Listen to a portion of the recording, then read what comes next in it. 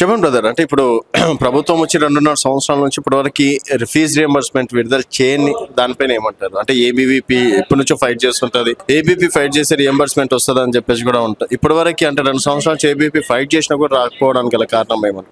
నమస్తే అన్న, గెలుశేఖర్, Osmania university AB president అన్న.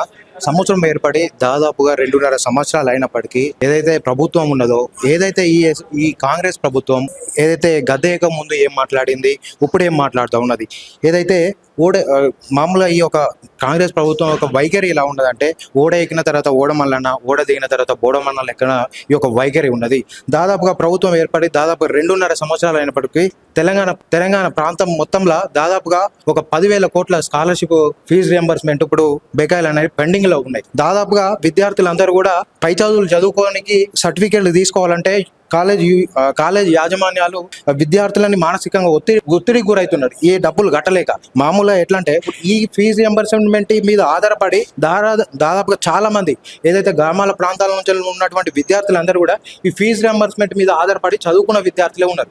ఏదైతే ఇప్పుడు ఉన్నదో ఈ ప్రభుత్వం ఏం చేస్తుందంటే, ఈ ఫీజు రియంబర్స్మెంట్ అనే పథకాన్ని ఎలా అంటే తీసేసే ప్రయత్నంలో ఈ యొక్క ప్రభుత్వము ఉన్నది. కాబట్టి మేము ఒకటే డిమాండ్ చేస్తున్నాం మన ఏబీఎఫ్ తరఫున, ఈ యొక్క ఫీజు రియంబర్స్మెంట్ వెంటనే రిలీజ్ చేయాలి. లేని పక్షాన ఈ యొక్క కాంగ్రెస్ ప్రభుత్వాన్ని ఏ విధంగా ఎక్కడికక్కడ అడ్డుకుంటామని చెప్పేసి మేము అందరం తెలియజేస్తున్నాం.